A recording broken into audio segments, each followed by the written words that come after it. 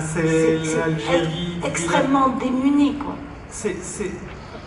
On n'avait vraiment rien, c'est-à-dire même pas un toit, même pas d'eau, on allait chercher l'eau à la rivière, il y avait de la poussière en fait, la poussière, des pierres, tout ça.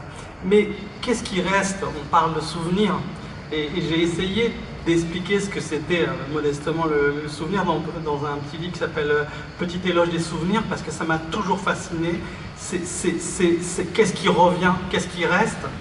Et moi, c'était un choc hein, quand je suis arrivé en France.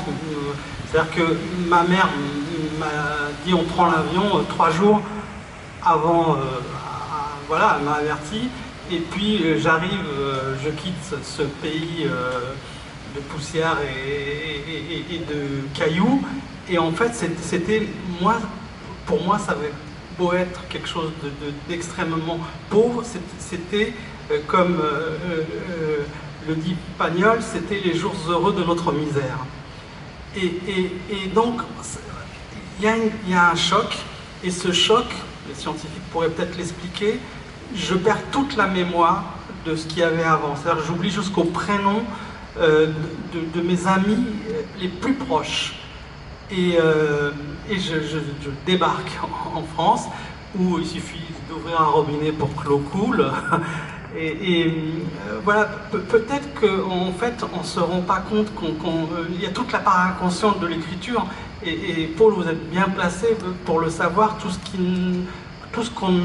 dont on n'a pas l'intention et qui saute aux yeux. Et vous avez la gentillesse de parler de ma mère. Moi, je ne pensais pas qu'elle était si présente. En fait, elle n'est pas présente dans le livre, mais la phrase est énorme. La phrase c'est un choc. Cette phrase est un choc. Ça fait partie des... Brusquement, on se dit... Et c'est un choc parce que Danzig vient d'écrire un merveilleux livre. Théorie des théories. Théorie des théories. Et il explique ce que c'est que le travail d'un écrivain avec la langue.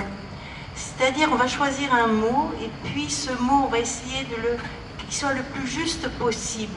Mais à côté, on va lui coller un autre mot qui risque de le rendre un peu moins juste ou un peu plus juste. Et quand on arrive à la métaphore, soit on fait éclater l'image, soit on la loupe.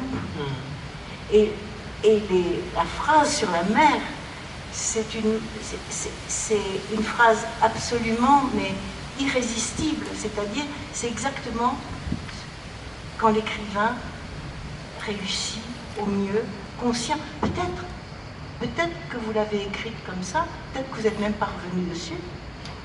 Peut-être que vous êtes revenu dessus. Mais c'est marrant parce que ça m'a... Je me suis dit comment mettre toute la richesse de ma mère. Et j'ai trouvé qu'elle était bilingue, mais qu'elle est analphabète.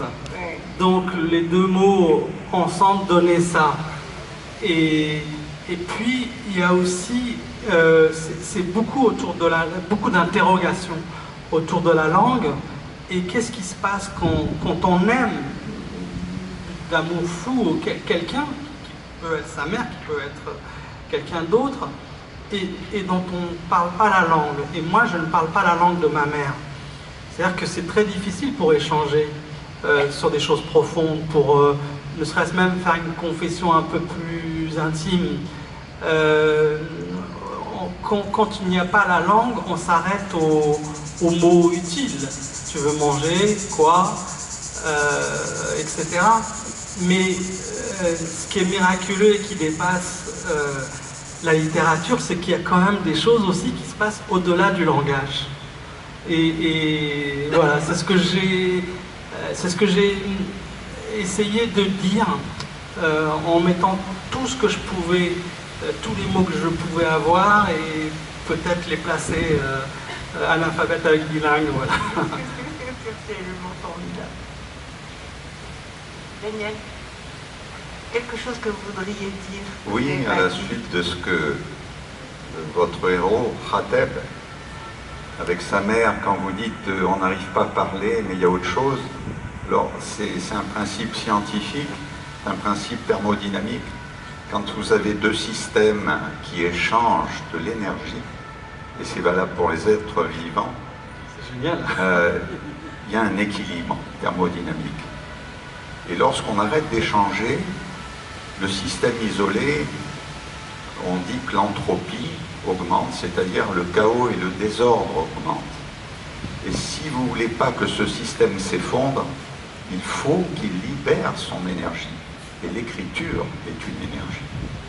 Et quand on perd un être cher, c'est un simple système. On peut perdre simplement un être cher, mais on peut aussi ne plus aimer, on peut avoir envie de faire autre chose. Donc on rompt cet échange d'énergie. Et là, pour éviter l'effondrement du système, on doit libérer l'énergie, sinon ça s'affaisse.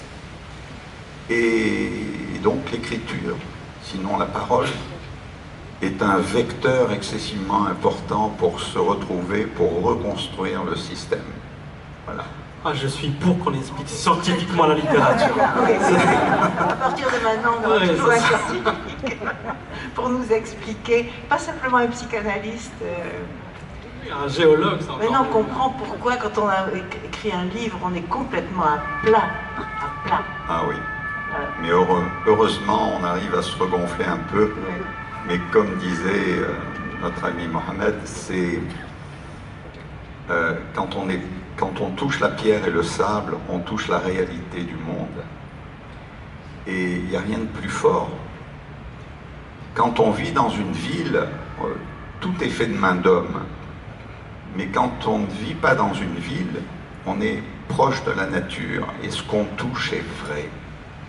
Et quand, à force de toucher, de voir ces choses vraies, de les décrire, c'est un peu Camus,